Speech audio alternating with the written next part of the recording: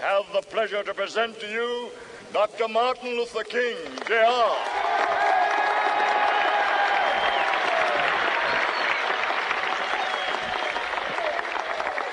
I am happy to join with you today in what will go down in history as the greatest demonstration for freedom in the history of our nation.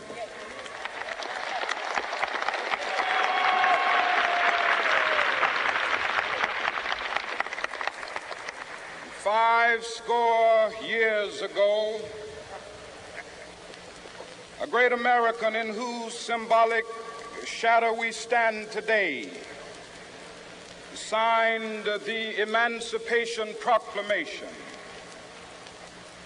This momentous decree came as a great beacon light of hope to millions of Negro slaves who had been seared in the flames of withering injustice.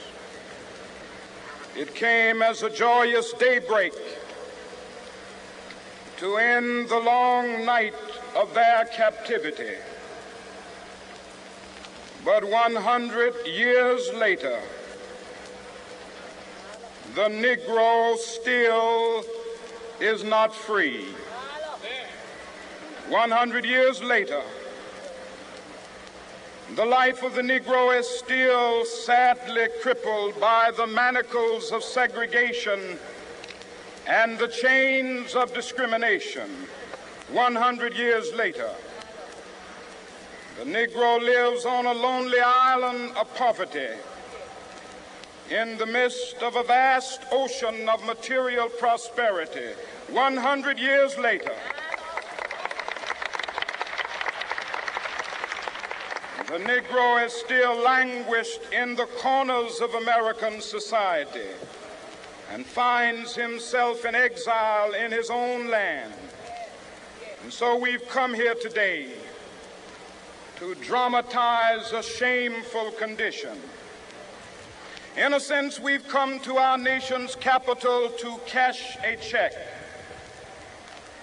When the architects of our republic wrote the magnificent words of the Constitution and the Declaration of Independence, they were signing a promissory note to which every American was to fall heir. This note was a promise that all men, yes, black men as well as white men, would be guaranteed the unalienable rights of life, liberty, and the pursuit of happiness. It is obvious today that America has defaulted on this promissory note insofar as her citizens of color are concerned. Instead of honoring this sacred obligation, America has given the Negro people a bad check, a check which has come back marked insufficient funds.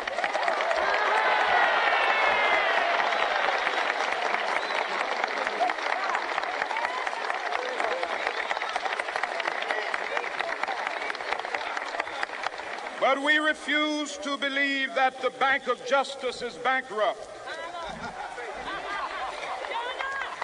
We refuse to believe that there are insufficient funds in the great vaults of opportunity of this nation.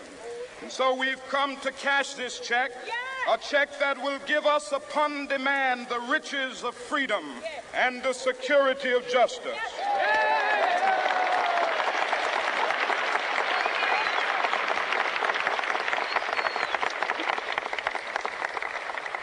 We have also come to this hallowed spot to remind America of the fierce urgency of now.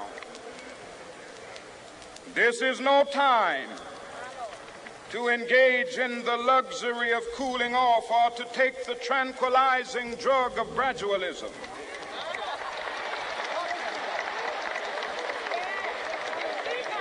Now is the time to make real the promises of democracy.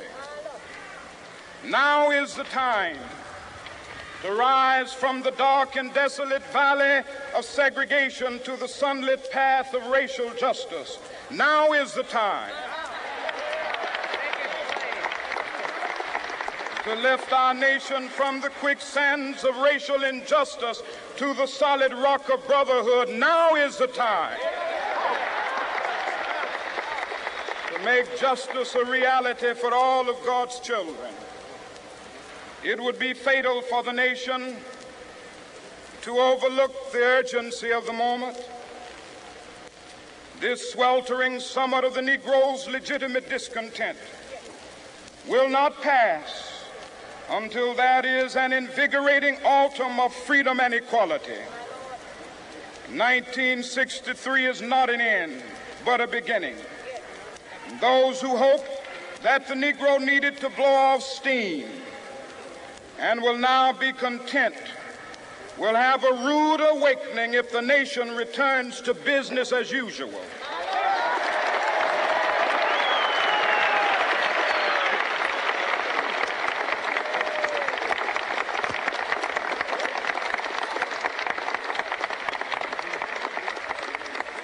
There will be neither rest nor tranquility in America until the Negro is granted his citizenship rights.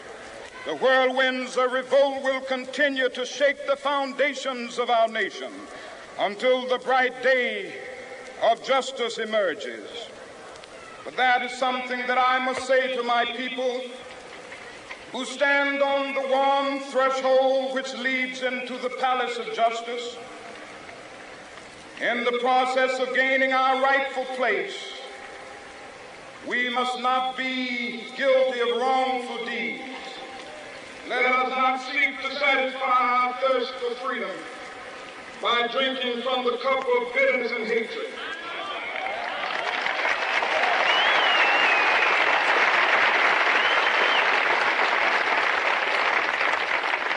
We must forever conduct our struggle on the high plane of dignity and discipline. We must not allow our creative protest to degenerate into physical violence. Again and again, we must rise to the majestic heights of meeting physical force with soul force. The marvelous new militancy which has engulfed the Negro community must not lead us to a distrust of all white people. For many of our white brothers, as evidenced by their presence here today, have come to realize that their destiny is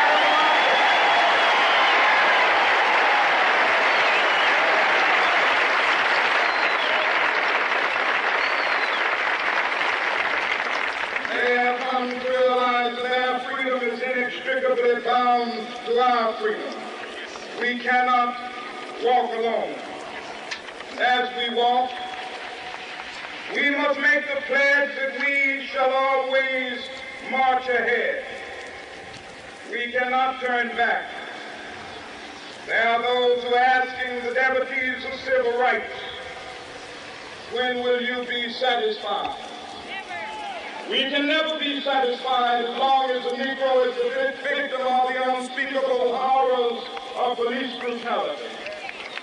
We can never be satisfied as long as our body is heavy with the fatigue of travel, cannot gain lodging in the motels of the highways and the hotels of the city.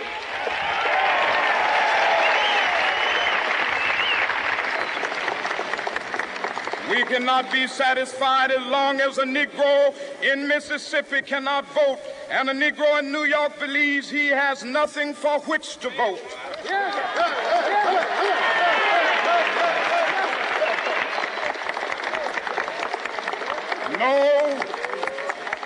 No, we are not satisfied, and we will not be satisfied until justice rolls down like waters and righteousness like a mighty stream.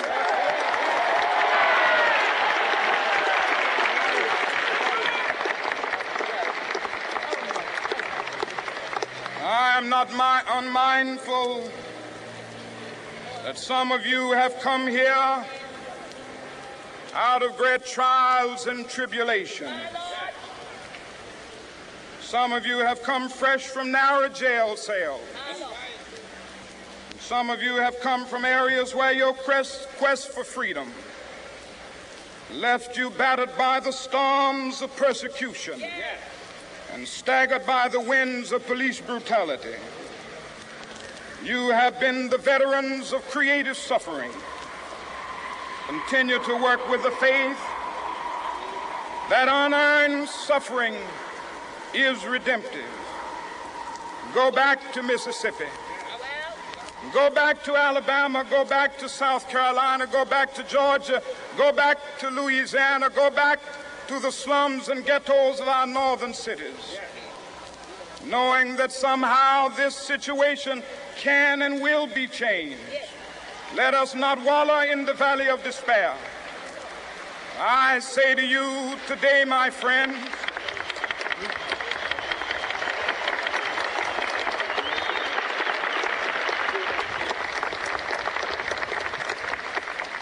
so even though we face the difficulties of today and tomorrow, I still have a dream. It is a dream deeply rooted in the American dream. I have a dream that one day this nation will rise up and live out the true meaning of its creed. We hold these truths to be self-evident, that all men are created equal.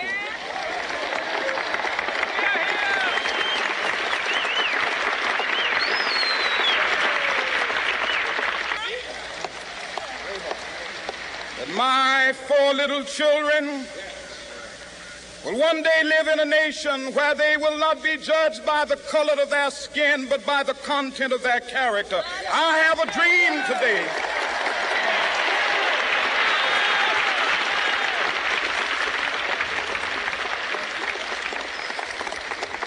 I have a dream that one day down in Alabama, with its vicious racists, with its governor having his lips dripping with the words of interposition and nullification, one day right there in Alabama, little black boys and black girls will be able to join hands with little white boys and white girls as sisters and brothers. I have a dream today.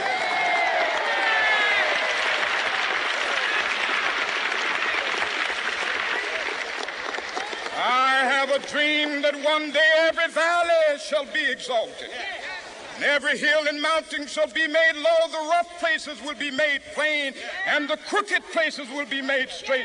And the glory of the Lord shall be revealed, and all flesh shall see it together. This is our hope. This is a faith that I go back to the South with. With this faith, we will be able to hew out of the mountain of despair a stone of hope. With this faith, we will be able to transform the jangling discords of our nation into a beautiful symphony of brotherhood. With this faith, we will be able to work together, to pray together, to struggle together, to go to jail together, to stand up for freedom together, knowing that we will be free one day. This will be the day. This will be the day when all of God's children will be able to sing with new meaning, "My country, tears of thee. Sweet land of liberty, of thee I sing. Land where my fathers died, land of the pilgrim's pride. From every mountainside, let freedom ring. And if America is to be a great nation, this must become true. And so let freedom ring from the prodigious hilltops of New Hampshire. Let freedom ring from the mighty mountains of New York. Let freedom ring from the heightening Alleghenies of Pennsylvania. Let freedom ring from the snow-capped Rockies of Colorado. Let freedom ring from the curvaceous slopes of California. But not only that, let freedom ring from Stone Mountain of Georgia. Let freedom ring from Lookout Mountain of Tennessee. Let freedom ring from every hill and molehill of Mississippi, from every mountainside. Let freedom ring, and when this happens, when we allow freedom ring, when we let it ring from every village and every hamlet, from every state and every city, we will be able to speed up that day when all of God's children, black men and white men, Jews and Gentiles, Protestants and Catholics, will be able to join hands and sing in the words of the old Negro spiritual, free at last, free at last. Thank God Almighty, we are free at last.